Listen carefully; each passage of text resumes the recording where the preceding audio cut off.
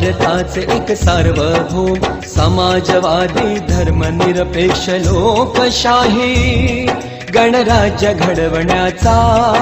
व त्याच्या सर्व नागरिकास सामाजिक आर्थिक व राजनैतिक न्याय विचार अभिव्यक्ती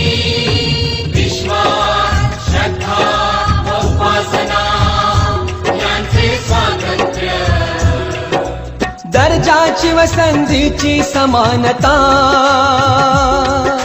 निश्चितपणे प्राप्त करून देण्याचा आणि त्या सर्वांमध्ये व्यक्तीची प्रतिष्ठा व राष्ट्राची एकता आणि एकात्मता यांचे आश्वासन देणारी बंधुता प्रवर्धित करण्याचा संकल्पपूर्वक निर्धार करून